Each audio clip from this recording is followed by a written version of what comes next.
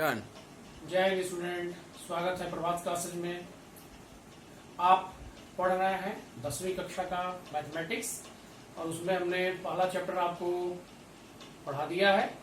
और आज का जो वीडियो है वह उसमें हम बताएंगे कि पहले अध्याय का जो हमने अध्ययन किया था उसका पुनः मूल्यांकन हम करते हैं। तो चलिए हम आपको पहले चैप्टर की ओर पुनः एक बार ले चलते हैं।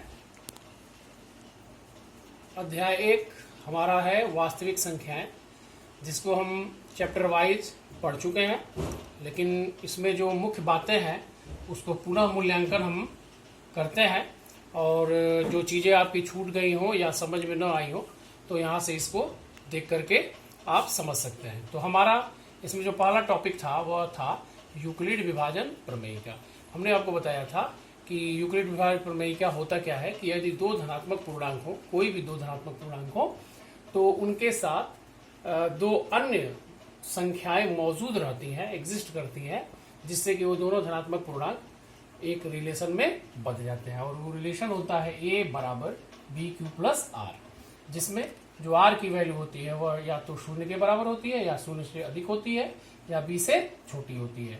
तो इसको कैसे समझा गया था, तो यहाँ पर एक भाग की प्रक्रिया देखते हैं कि अगर मान लिया गया कि हम 13 में 5 का डिवाइड करते हैं, तो 5 से डिवाइड करते हैं तो ये कितनी बार में जाएगा, 2 बार में, 5 दूनी 10 हो जाएगा। और इसको हम जब यहाँ से सब्ट्रैक्ट करेंगे तो ये 3 आ जाएगा। तो इसको हम यूक्लिड विभाजन प्रमेयिका की सहायता से कैसे लिख सकते हैं, तो यह हमारा होता है भाज्य। भाज्य बराबर भाजक, हमने बताया था भाजक गुणे भागफल और धन शेषफल। और ये जो शेषफल होता है हमेशा b से छोटा होता है। तो इसको हमने आपको वीडियो में बताया था, आपको यह समझ में आया भी होगा।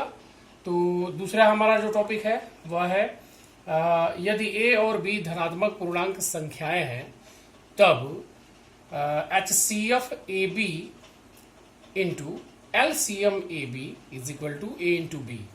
मतलब यदि हमारे पास दो धनात्मक पूर्णांक हो a और b, जैसे मान लिया गया कि एक संख्या 6 है, एक संख्या 4 है, तो ये दोनों धनात्मक पूर्णांक हैं। और दोनों धनात्मक पूर्णांक का यदि हम मल्टीप्लाई कर देते हैं तो ये 24 के बराबर आता है। और दोनों धनात्मक पूर्णांक का जब हम अभाज्य गुणनखंड करेंगे तो यहाँ पर आएगा 2 तिहाई 6 और 2 दूनी 4। तो यहाँ पर हम जब इसका अभाज्य गुणनखंड करते हैं तो ये दो हमारा दोनों में कॉमन होता है, जिसको हम HCF कहते हैं। और फिर ये दोनों को लेने के बाद जो शेष संख्याएं बच जाती हैं उसका भी हम मल्टीप्लाई कर देते हैं तो ये LCM के बराबर हो जाता है। तो 3 दूनी 6 दूनी 12, तो ये हो जाएगा हमारा दोनों संख्याओं का LCM और ये हो जाएगा हमारा दोनों संख्याओं का HCF। अब दोनों संख्याओं का पुनः हम गुणा करते हैं, यानी LCM और HCF का पुनः गुणा करते हैं, तो ये 24 हमको प्राप्त होता है। तो इससे हमारा एक निष्कर्ष निकल करके आता है, एक रिजल्ट निकल करके आता है कि यदि a और b दो धनात्मक पूर्णांक हो या दो धनात्मक पूर्णांक संख्याएं हो तब HCF AB into LCM AB equal to a into b, यानी कि किन्हीं भी दो संख्याओं का गुणनफल उन संख्याओं के HCF और LCM के गुणनफल के बराबर होता है।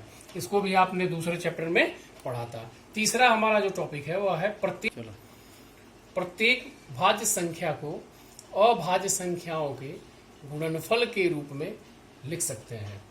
यह गुणनखंड अद्वितीय होता है, अभाज्य संख्याओं का कोई भी क्रम हो सकता है। मतलब अगर मान लिया गया कि हमारा 12 एक भाज्य संख्या है जो 2 से भी कटती है, 2 दूनी 4 तिहाई 12, और ये जितनी भी संख्याएं लिखी गई है वो अभाज्य संख्या है।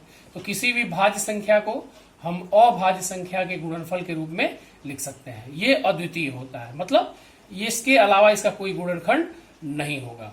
और इसका क्रम भी हम आगे पीछे लिख सकते हैं, इसको हम 3 गुणे 2 भी लिख सकते हैं। तो ये चीज आपका हो गया। अब हम चलते हैं नंबर 4 पर।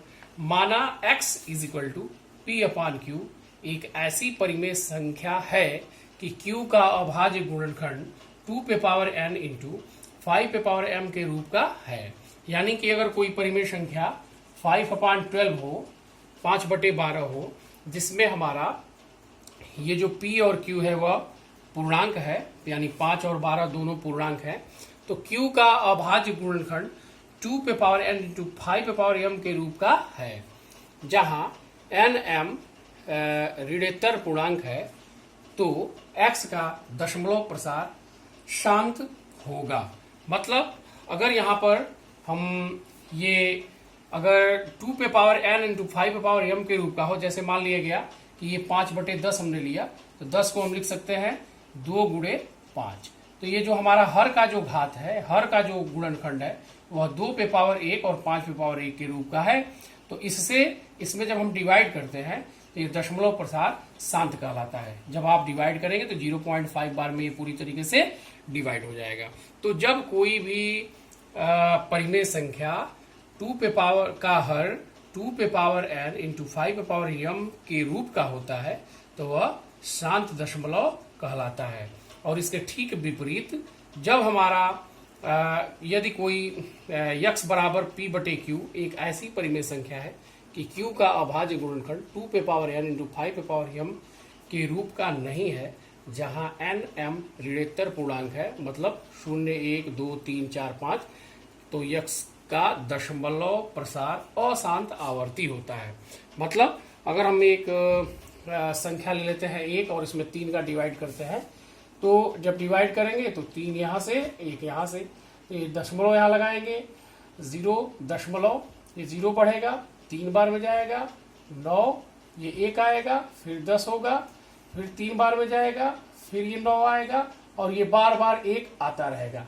तो जब बार बार 1 आता रहेगा तो ऐसे जब संख्याएं बार बार एक ही रिपीट होती हैं, शेषफल एक ही आ जाता है, यानी एक ही अंक बार बार हमको मिलता है, तो उस दशमलव का जो प्रसार कहलाता है वह अशांत आवर्ती कहलाता है।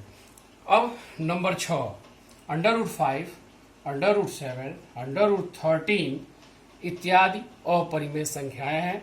इसको आपने चैप्टर में पढ़ा था कि यह कैसे अपरिमेय होती है, और इसका जो दशमलव प्रसार होता है, जब इसका हम दशमलव प्रसार करेंगे तो हमारा शेषफल भिन्न भिन्न आएगा, एक ही शेषफल बार बार नहीं आएगा।